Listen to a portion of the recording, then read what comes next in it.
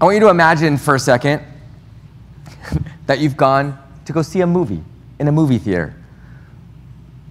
The run time is 2 hours and 20 minutes. You know this because you researched it ahead. You're all ready with your snacks. You sat in the chair, you've adjusted it to the perfect setting. As the lights go out, the movie comes on, and there's some music playing, but the screen is just a list of names scrolling. Like, you would recognize this. This is the credits. But it's in the wrong place, right? You're watching the credits before the movie. For the first minute or so, right, you probably recognize some names. Moses. Familiar names, big stars of the movie. Actors you're familiar with. But before long, the list is getting more and more obscure. And they're just names of random technicians and other behind-the-scenes folks. And as you watch it, the list just never seems to stop. 5 minutes in, 10 minutes in, 15 minutes in, and you're wondering, when will I get to watch the movie? And it's finally 20 minutes into this movie that you've paid money to see, where the credits wrap and the screen fades into the first action scene of the movie. Right, there is this obvious reason why movies wait until after the movie to finish to roll the credits so you can leave and you don't have to watch. When someone is excited to get into a story, a long list of names just really isn't the hook that is going to get us leaning forward on the edge of our seats. 20 minutes of a 2-hour and 20-minute movie. That's about equivalent to what we get as we open the book of Chronicles. A book that's some 60 chapters long,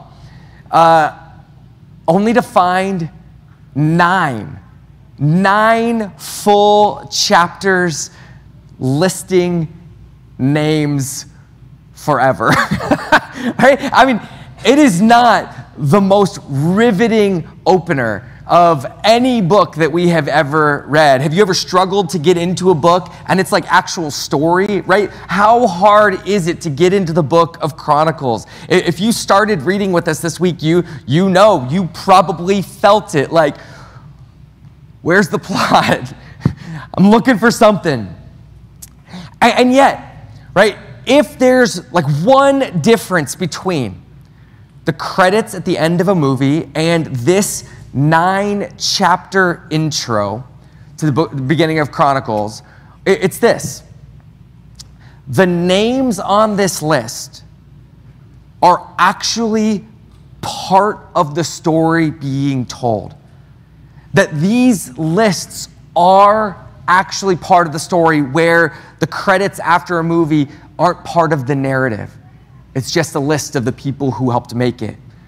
That in this list, the names mean something. That the order of the names is important. The structure of this list tells us something that we need to know.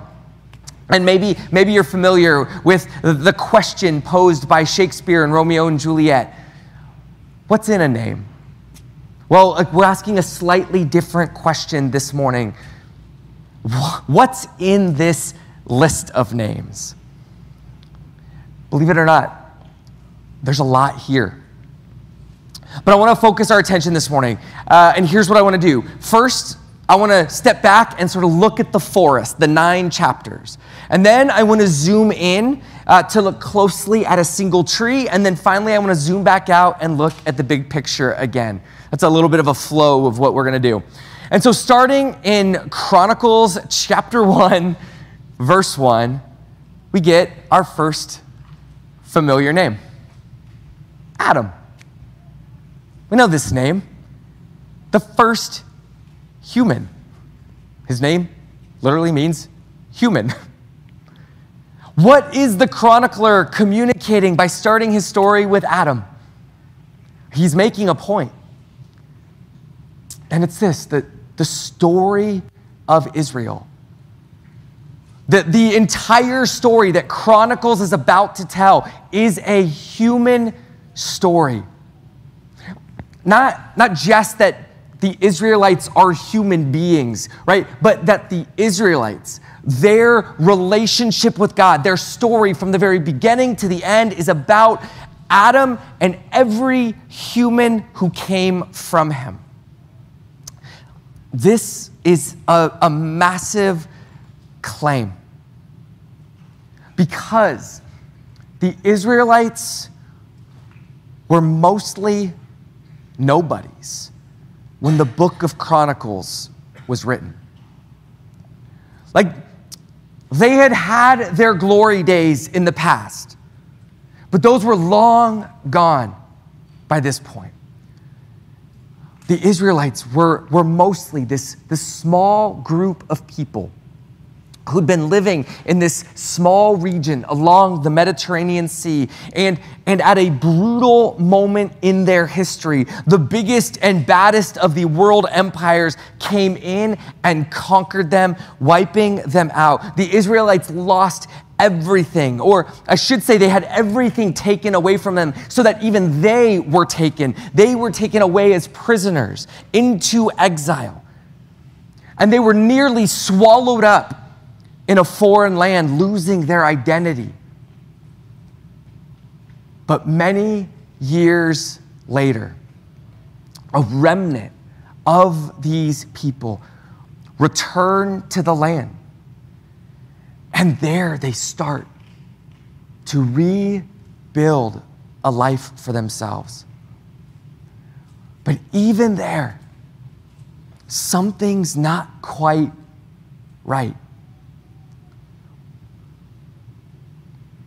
They believe that God has brought them back, but they stay this small people.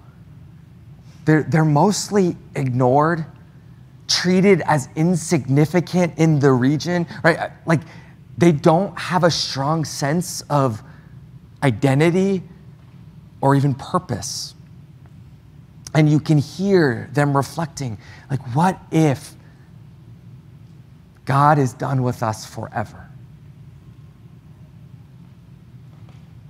What if God was done with us forever? That's where they live. And the chronicler shows up with a story, with a history for those people at that moment to remind them who they are, to remind them what they are here for. The chronicler does the same thing that we do. We do this exact same thing when we tell our stories, and we start with Adam and Eve, right? When we remember that the first man and the first woman were made when we say that, when we declare that, when we remember that, we remember how humans were made.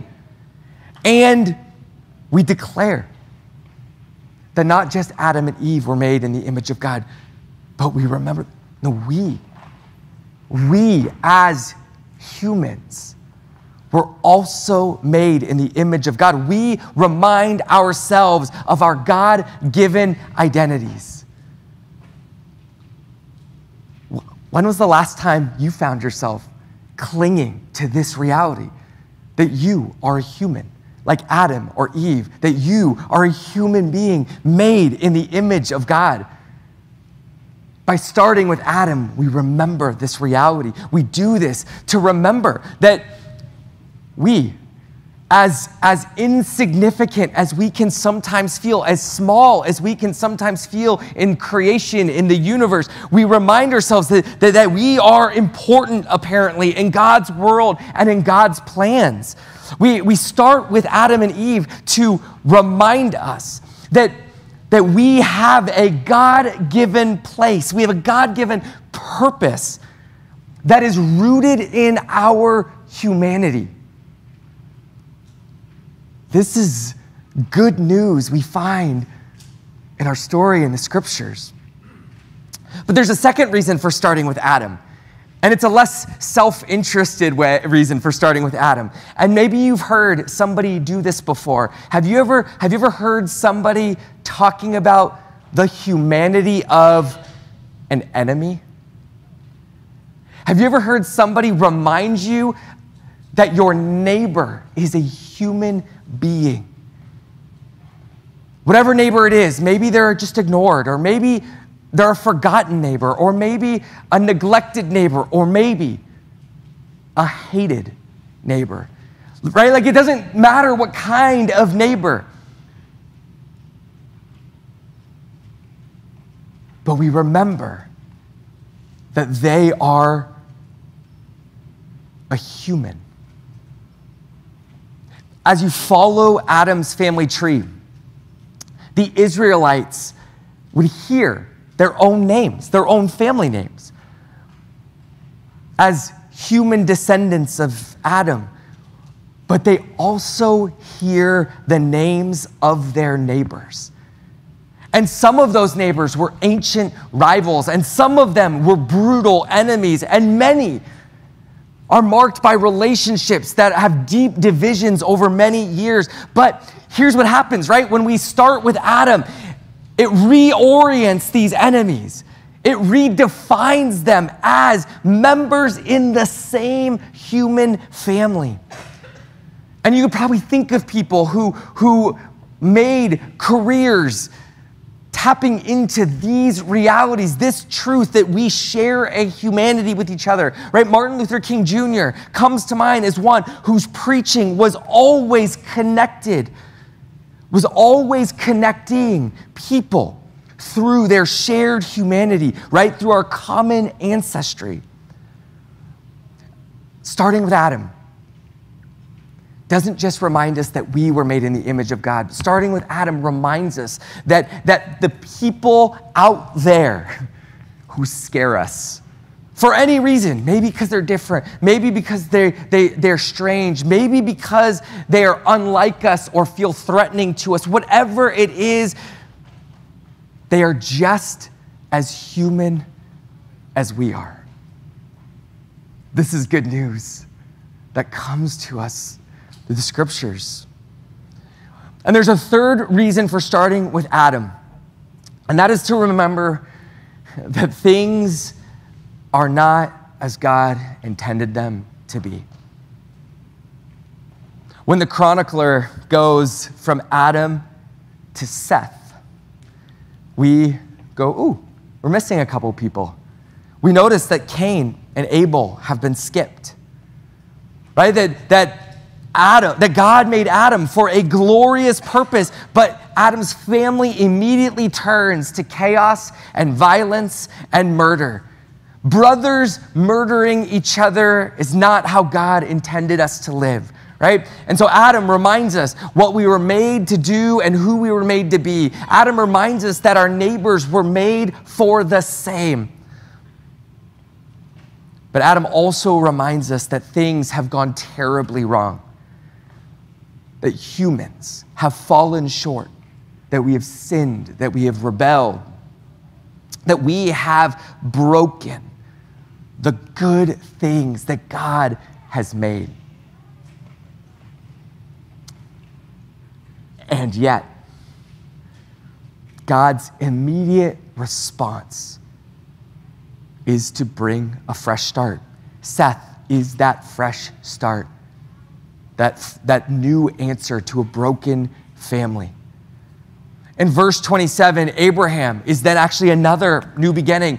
Chapter 2, we find Israel is another fresh start for humanity. David, then within Israel, is the fresh start that Israel needs after Saul. By the time we get to chapter 9, the end of this name of list, we're told that Israel is right in the middle of another new beginning. 1 Chronicles chapter 9. We read, Judah was taken into exile in Babylon because of the breach of their faith. Now, the first to dwell again in their possessions, in their cities, were Israel, the priests, the Levites, and the temple servants.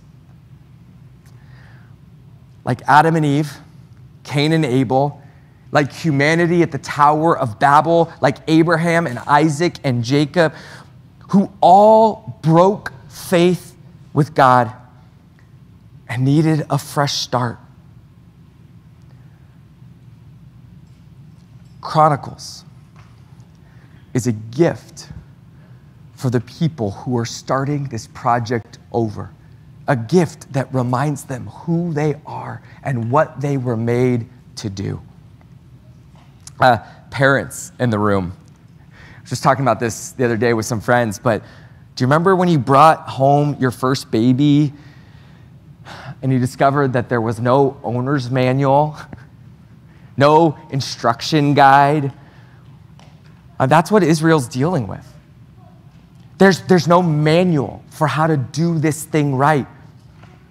But just like the new parent who feels completely lost, but has maybe their own parents, maybe some other elders, maybe some mentors, maybe some books and resources, this collection of stuff that we might call wisdom. Well, the people who are restarting Israel's project in the land, they have the same, right? They've got Torah, so they've got the instructions of Moses, so they've got some guidance. And they have wisdom in the prophets and the writings, reflections on how to apply the Torah to new times and new places. And within their scriptures, they even have this full and robust telling of their history. It's a pretty negative telling of their history, Samuel and Kings, as it explores how they ended up in exile and is essentially a what not to do story. They already have a full history describing where they've been and what they've done wrong. But God apparently thought a new telling of Israel's history would be helpful for this new generation, this new beginning.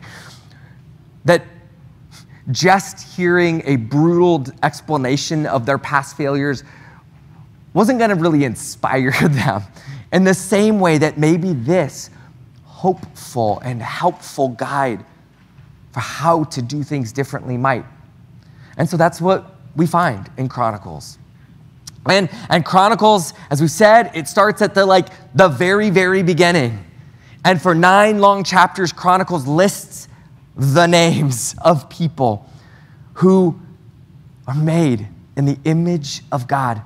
Names of people who were made for much, but who constantly settled for less. And then chapter 9 brings us to the new beginning. And I want you to notice who is here at this new beginning, right? As we're looking at the forest, we find some characters. We find a group called the priests. We find another group called the Levites, and we find a third group called the temple servants. And there are times where these three all seem to blend together, and maybe they're all one group, but they also seem to have distinct roles. When you hear priests, when you hear Levites, when you hear temple servants, I want you to consider for a second what you think of. What do they look like? What did they do?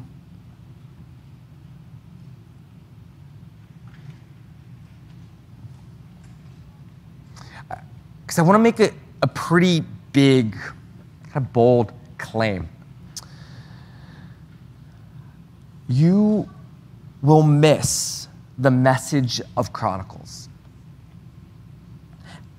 And you'll miss the message of the Bible if you miss or misunderstand the priests, the Levites, and the temple servants.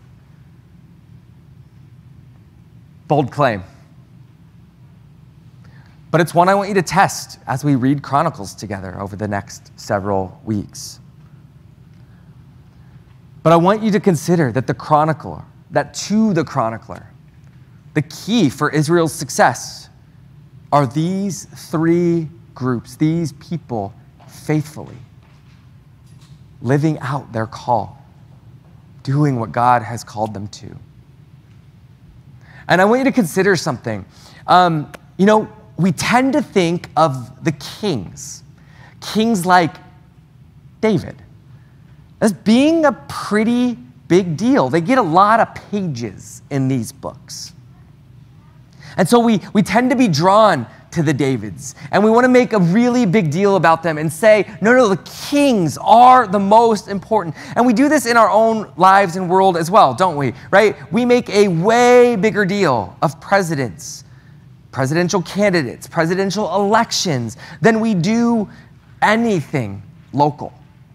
Even though local is where we live, and it's the place where we interact and that most directly impacts our daily lives. But there's something about that figure, that presidential, that kingly figure where we go, no, they are where the action is. And so we do it in our own lives, in our own world, and we do it when we read the scriptures as we see these kings like David, and it's just so easy to get caught up in the royalness, the kingliness of David, and miss what Chronicles is saying.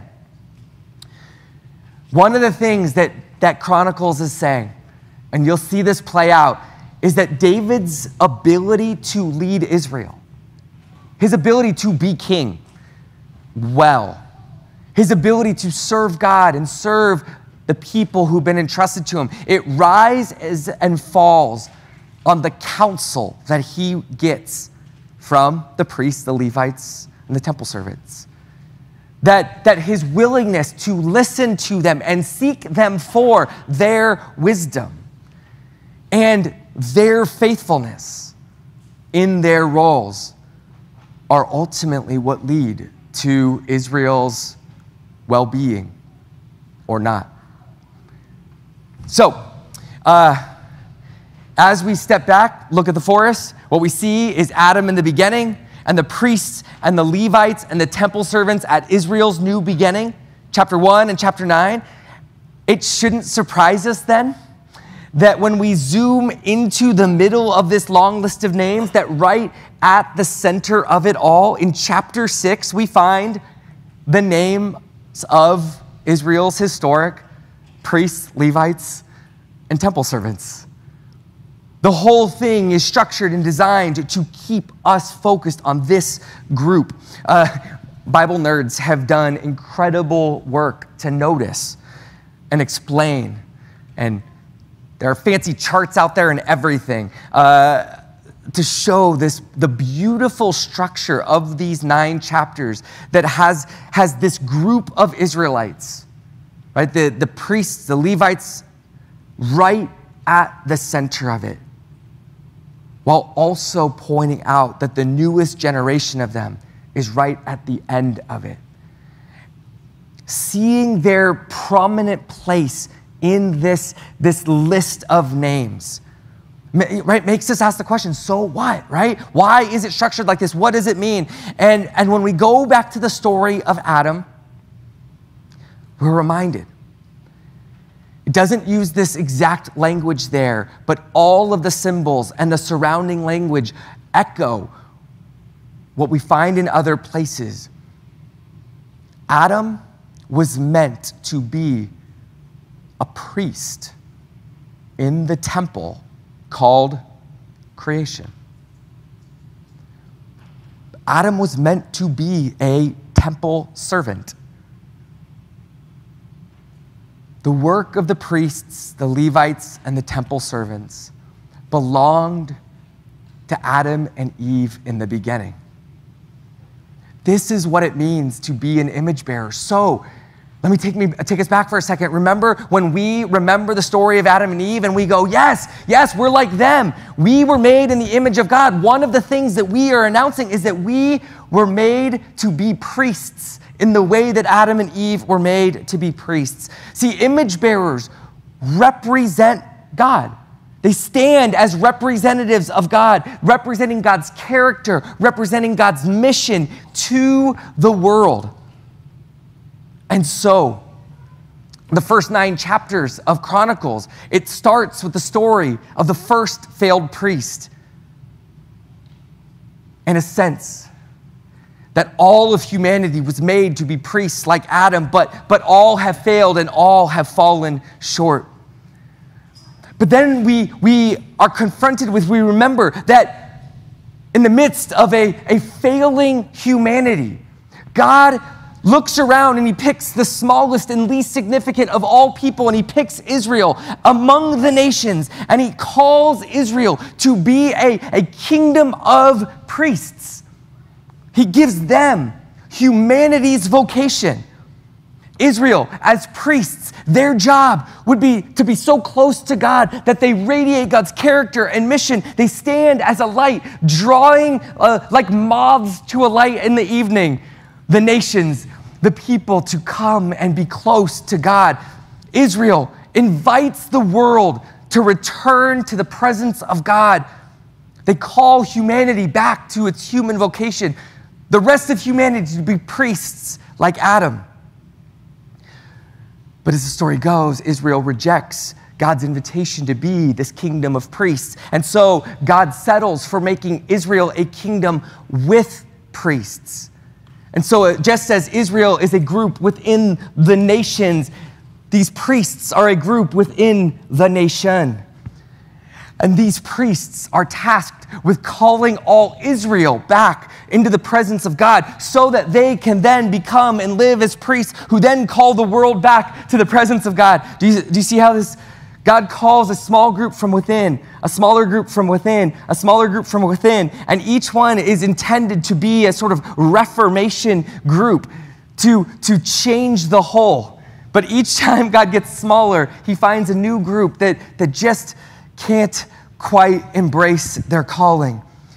And right at the center of their story are these priests who are intended to remind all Israel and all humanity what they were made for, but who, just like Adam before them, they fall short. Right? They fail in the work that God gave them. And so we're told that Israel goes into exile. But now God is ready to start again. And he makes it clear that if this is going to work, it's going to start with the priests and the Levites and the temple servants. And Chronicles summarizes, we heard it, their work in 2 verses right at the center of the center. And so if you want to begin to imagine what it means to be a priest, these 2 verses are a really good starting place. And this is what we find.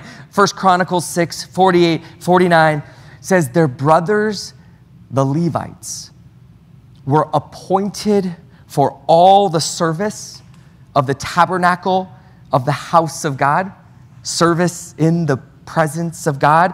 But Aaron and his sons made offerings on the altar of burnt offering and on the altar of incense for all the work of the most high place, most holy place, and to make atonement for Israel according to all that Moses the servant had commanded.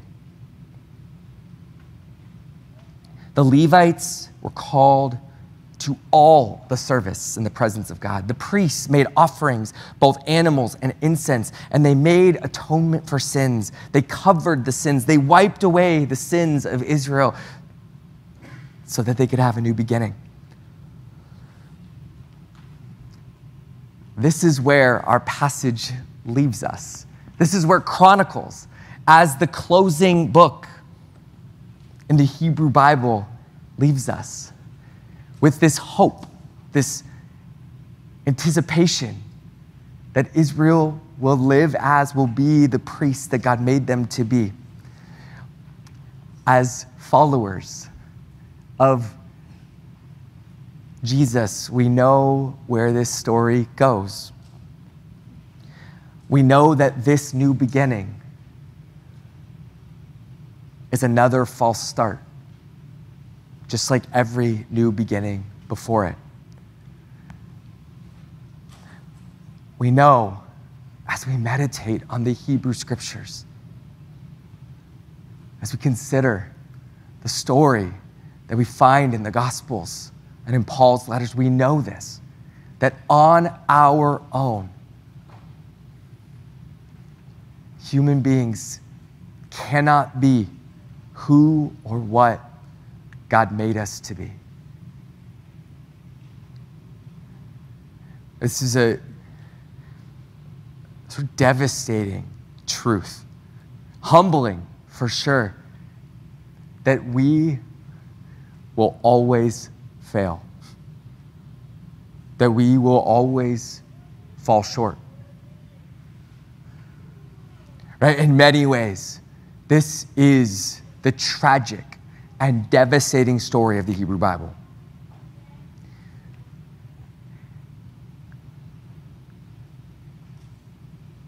And yet, what is impossible for man is possible with God. That God determined from the very beginning to do for us what we cannot do for ourselves. And so where Adam was a failed priest and Israel rejected its priestly calling and Israel's priests failed in their task, not just in their first attempt, but in their second, where humans fell short, God himself took on our humanity and he did for us what we couldn't do. He showed us what humans were made to do.